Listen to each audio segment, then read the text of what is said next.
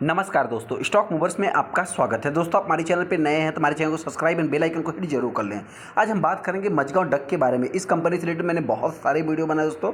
हालांकि मैं बताना चाहता हूं कि इस स्टॉक में बहुत सारे ट्रेडर 2500 रुपये की प्राइस तक मतलब बाइंग करके फंस गए। 2400, 2200, 2000 के ऊपर बहुत सारे ट्रेडर ने इस स्टॉक को बाइंग किया और फंसे हुए हैं। हालांकि दोस्तों, इस स्टॉक की अगर मैं बात करूँ तो खासियत क्या है कि इस स्टॉक में ऐसा नहीं कि तेज़ी नहीं देखने को मिलती है, तेज़ी देखने को भी मिलती है। लगभग 4%, 3%, 2%, 1% की डेली बेसिस पे तेज़ी देखने को मिलती, लेकिन वो तेज़ी दोस्तों टिक नहीं पाती और स्टॉक में जो है कि गिरावट देखने को मिल जाती है। हालांकि बहुत सारे रिटेलर इस स्टॉक को टॉप पे बाइंग किए हैं और अभी ये स्टॉक देखा है लगभग अपने टॉप से लगभग 25% के आसपास डिस्काउंट पे अवेलेबल है। तो क्या इस स्टॉक को बाइंग करना चाहिए या नहीं करना चाहिए? जो रिटेलर इस स्टॉक को टॉप पे बाइंग करके फंसे हैं उससे रिलेटेड हम बात करेंगे। कब इस स्टॉक में तेज़ी आएगी, क्यों तेज़ी नहीं आ रही दोस्तों, उससे रिलेटेड मैं डिस्कस करने की कोशिश करूँगा डॉक के ऊपर। जैसा कि आप देख, सबसे पहले दोस्तों एक इंपॉर्टेंट पॉइंट मैं आपसे बताना चाहता हूँ कि इस स्टॉक से रिलेटेड आपको बहुत ज़्यादा से ज़्यादा न्यूज़ देखने को नहीं मिलेगा, लेकिन आपसे ये भी मैं बताने की कोशिश करता हूँ दोस्तों, ये कंपनी अपने सेक्टर मतलब जिस टाइप से एचएलए हिंदुस्तान एरोनॉटिक्स काम करता है उसी टाइप से आप कह सकते हैं मझगांव डक भी वर्क करते हुए दिखता है। लेकिन आपसे बताना चाहते हैं कि एचएलए जो हिंदुस्तान एरोनॉटिक्स लिमिटेड है दोस्तों, वो एयर डिफेंस में काम करता है, लेकिन ये कंपनी देखा है तो सबमरीन से रिलेटेड काम करती है, पनडुब्बी से रिलेटेड काम करती है। इस कंपनी का जो क्लाइंट्स है दोस्तों, पूरा आपको वर्ल्ड लेवल का क्लाइंट्स देखने को मिल जाएगा, बिजनेस भी कंपनी का वर्ल्ड लेवल का देखने को मिल जाएगा।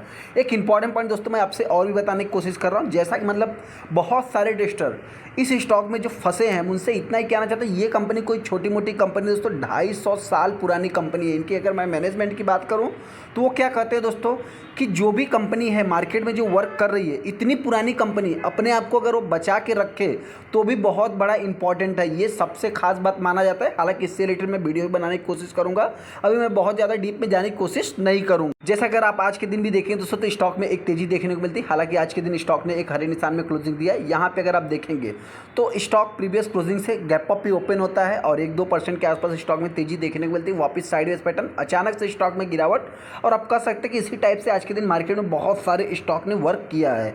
यहाँ पे अगर मैं कंपनी की बात करूँ तो लगभग आप देख सकते हैं कि 1924 रुपये के आसपास ये कंपनी आज का हाई है। एक्चुअल में कंपनी 2492 रुपये के आसपास भी गई थी, 612 रुपये इसका बाउंड वीक लो देखने को मिल जाता है। स्टॉक में तेजी क्यों नहीं देखने को मिल रही दोस्तों, कब तेजी आएगी तो उससे रिलेटेड भी हम बात करें। सबसे पहले अगर मैं कंपनी की बात करूँ तो कंपनी एक फ्लैट कारोबार किया आज के दिन। यहाँ पे जो तेजी के पीछे का सबसे बड़ा रीजन है, आप कह सकते हैं कि वैल्यूम की बात करें तो पूरी तरह से गिर गए हैं।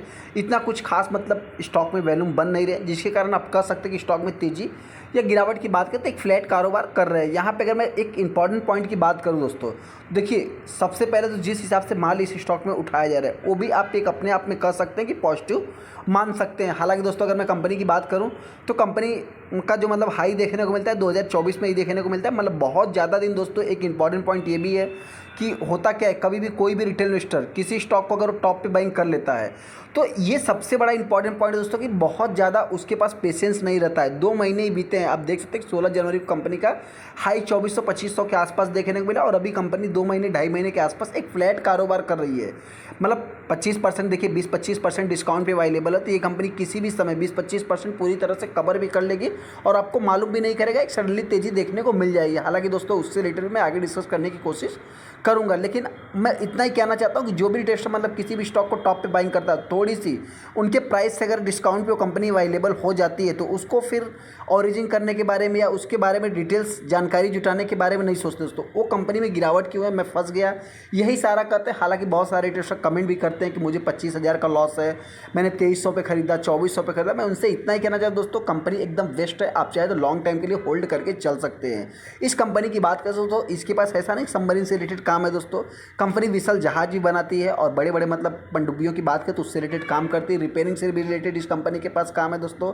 और रिसेंट में कुछ न्यूज़ भी देखने को मिले, जैसा कि अगर आप देखें दोस्तों तो छोटा मोटा न्यूज़ इस स्टॉक से भी रिलेटेड आते रहता है। जैसा कि अगर आप देखेंगे तो यहाँ पे मुंबई पोर्ट अथॉरिटी की अगर मैं बात करूँ तो इनको लगभग 14.55 एकड़ जो कि मतलब कुछ आप कह सकते हैं मतलब लीज पे ज़मीन दिया था, जो कि लॉन्ग टाइम के लिए मतलब आप कह सकते हैं कि लगभग 25-29 सालों के लिए देखने को मिल जाता है। देखिए दोस्तों, इनका जो भी मतलब कि मझगांव डक कोई छोटी मोटी कंपनी नहीं है, इनके पास बहुत बड़ा बिजनेस है दोस्तों। अब बहुत पुराने समय से ये मार्केट में वर्क भी कर रहा है। ये न्यूज़ आपको 21 मार्च को देखने को मिलेगा, मतलब ये इस न्यूज़ का इफेक्ट भी पड़ते हुए दिखा था। जैसे ही आप देख सकते हैं कि आफ्टर मार्केट के बाद मतलब मार्केट बंद हो जाने के बाद ये न्यूज़ देखने को मिला था, उसके बाद नेक्स्ट डे नेक्स्ट डे इस स्टॉक में लगभग 4 से 5% की तेज़ी भी देखने को मिली थी। इस चीज़ को आप चाहे तो नोट कर सकते हैं। लेकिन दोस्तों अभी तक हम आपसे यही कहना चाहते हैं कि इस स्टॉक में मतलब पूरी तरह से सफलता देखने को नहीं मिल रही। अगर आप 5 दिन के चार्ट को देखेंगे तो 1% स्टॉक में तेज़ी है, लेकिन यहाँ पे अगर आप चार्ट देखेंगे दोस्तों तो कई बार स्टॉक में सडनली तेज़ी आती है। इस चीज़ को आप चाहे तो नोट करके चल सकते हैं। हालाँकि अभी भी अगर मैं बात करूँ तो इस स्टॉक को मैं वही कंसोलिडेशन फेस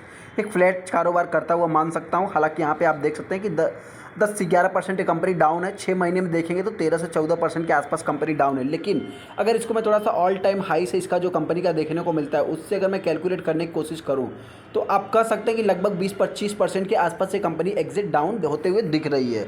हाँ, यहाँ पे अगर आप 1 साल के चार्ट को देखेंगे दोस्तों तो कंपनी 200% का आज भी रिटर्न बना के दे रही है। और एक जैसा कि यहाँ पे आप देख सकते हैं कि पहले गिरावट, वापस सडनली तेजी, वापस फिर अगेन गिरावट, वापस आप कह सकते हैं तेजी, स्टॉक ऑल टाइम हाई पे। यहाँ पे भी एक कंपनी फ्लैट कारोबार करे, हो सकता है जल्द से जल्द इसको भी रिकवर करने की कोशिश करेगी। कब तेजी आएगी दोस्तों उससे रिलेटेड भी हम बात करें। सबसे पहले देखिए दोस्तों, जो तेजी न आने के पीछे का सबसे बड़ा रीजन से देखने को मिलता है। देखिए आप सभी लोगों को पता है एनालिस्ट डेली बेसिस पे कुछ ना कुछ कमेंट्री करते रहते हैं। तो ऐसे में आप सभी लोगों को पता है कि इसी चैनल पे हमने बहुत सारे मतलब के सेशंस किए दोस्तों। उसमें हमने बताया कि मार्च से लेकर के अगस्त तक 75:25 का रेशियो जो कि मतलब फुलफिल करना होता है, लेकिन ऐसा कुछ हुआ नहीं। ये कंपनी जो है कि मतलब 3 साल पुरानी भी हो गई है। फिर भी देखा जाए तो अभी तक इस स्टॉक में गवर्नमेंट हो सकता है कुछ स्टेक को सेल कर सकती है।